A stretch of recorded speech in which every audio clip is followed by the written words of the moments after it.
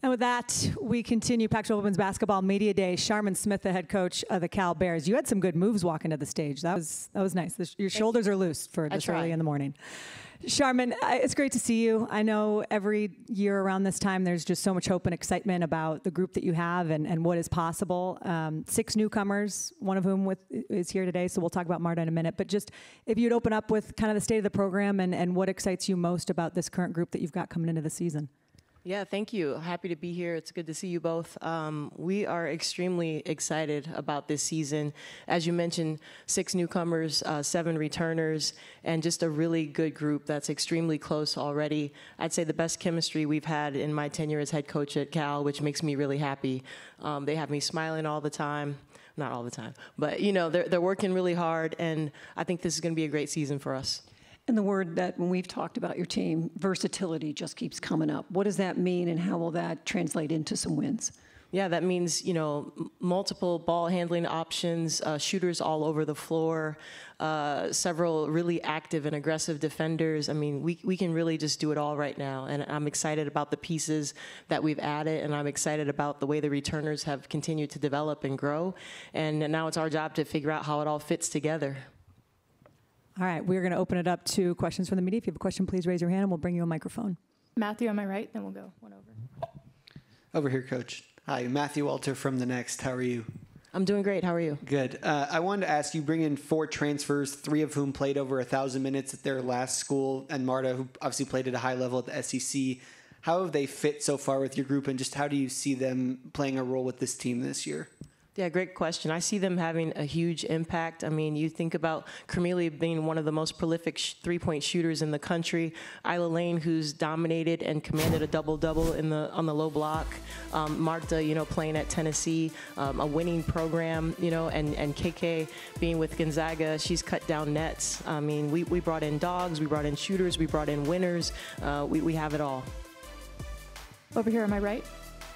Hi, Sharman. Marissa and Jemmy with the San Francisco Chronicle. I just was curious specifically a little bit more about Michaela, what kind of a role you expect her to be playing, especially early on.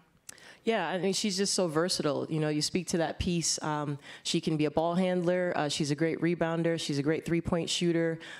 She's a great passer. And then, you know, one of her biggest assets is probably that defensive presence. I mean, she's changed our press already. She's active on the ball, can give Leilani a break as the ball stopper. So she's going to play a number of roles for us. Good morning, Sharman. Cindy Brunson, Pac-12 Networks. We texted about a Player of the Year candidate in your point guard, Leilani McIntosh. How has she changed and elevated her game for your program? I think you, hi Cindy, good to see you. I think you saw it a little bit, you know, last year in just her three-point shooting. You know, she was leading the conference for some time. She's scoring the ball with much more efficiency. And then it's just this, what I see right now is just this desire to want to win. You know, she came back for a reason. I'll let her tell you those reasons, but she came back because she believes in this program. She believes in her ability and her teammates. And, you know, we're ready to win. And Leilani's definitely a key piece to that. Over here on my left. Jim McGill with Bear Insider. Sharman, you've mentioned the new additions, so you're obviously merging half the roster with returning players, half with new, and you mentioned the chemistry. How do you expect this team's style of play to change this year? What would Cal fans expect to see this year on the court? Jim, I think we're going to score a lot more points. You know, we just have shooters everywhere. And then with Isla and Michelle in the low block, it's just really hard to guard us. And I'm really excited about our offensive firepower. And then when you think about the pieces we've added and what we can do defensively, we know that we were a really poor defensive team. So that's honestly been the emphasis all offseason is we have to be better defensively. We have to be able to get stops. You think about the close games we had in our conference. We couldn't get stops down the stretch, and that's what's going to get us over the top. I love that we have the scoring, but that defensive piece is the most critical piece. Michelle, am I right? Sharman over here, Michelle Smith from The Next. Sharman, talk about the offensive side some more, if you would, in terms of you've got some high-scoring teams in this conference. The ability to upgrade your team offensively, to be able to keep pace with some of the conference's top-scoring teams. Can you just discuss that a little bit more? Yeah, I mean, it's important because, as you mentioned, you know, people are putting up numbers and they can put the ball in the basket.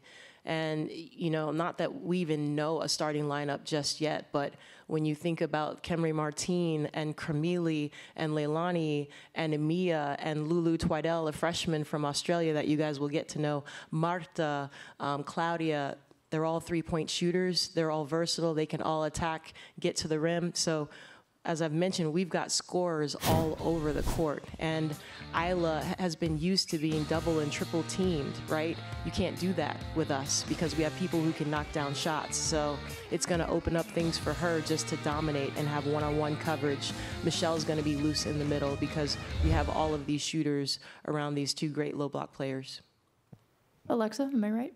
Hi, Charmin. Alexa Phillip over here with ESPN. This is a little bit less about your team specifically, but with the news that the WNBA is going to be bringing a franchise to the Bay Area, just what have you seen from that perspective of the excitement surrounding that? What do you think that could help or mean for your program and the synergy potentially with a WNBA team and programs like Cal and Stanford in the area?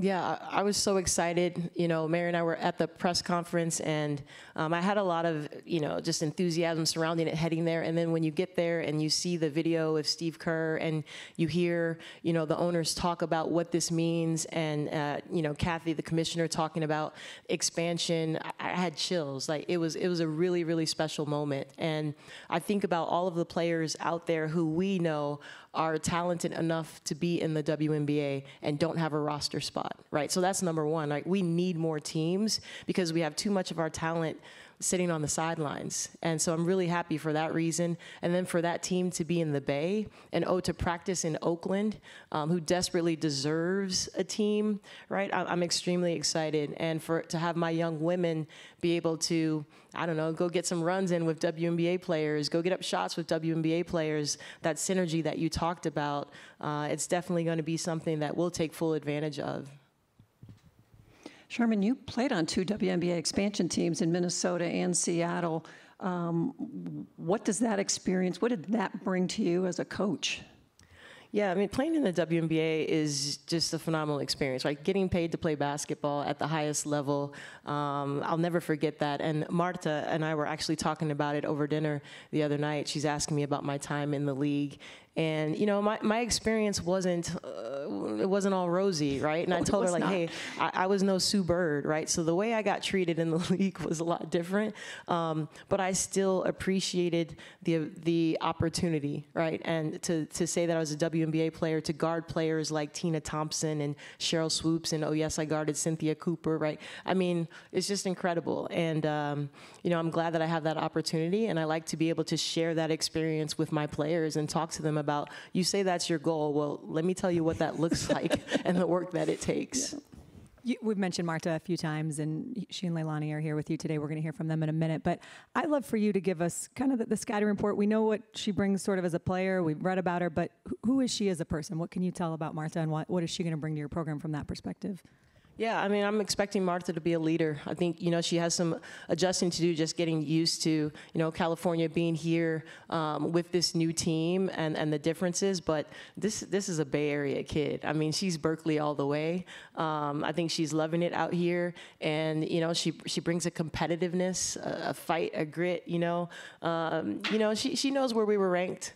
She knows where everyone picked us. And she's the type of player that's motivation for her. And she's, you know, bringing that winning mentality, and you can't have enough winners. You know, you can't have too many winners, I should say. So, you know, we're excited about Marta, and she's raising the level for our program for sure.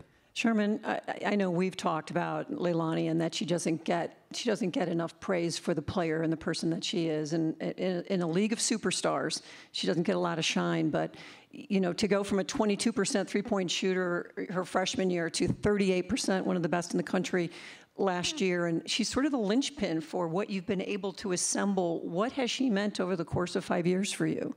I mean, she represents our growth. You know, the way that she has improved is the way that this team has improved. And, you know, I know that it doesn't necessarily show up in wins and losses, but, you know, 15 of our 17 losses last year were to top 25 opponents in the country. So we're a really good team. We just weren't a top 25 team yet. And Leilani's a really spectacular point guard. And I think her future in this game of basketball is extremely bright. And I know that, you know, we're going to win, and she's going to be a big reason why. Before we bring up your players, in a couple of weeks, you guys are hosting your 4th annual Race for Change at Lake Merritt in Oakland. It's a phenomenal event. I know this year's event has a special guest as well. So for people who maybe aren't familiar with it, can you fill us in on what you guys got going on in Oakland? Yeah, so our Race for Change, October 21st, we will do our 5K around Lake Merritt to raise money for our Diversity, Equity, Inclusion, and Belonging department run by Dr. Ty Douglas.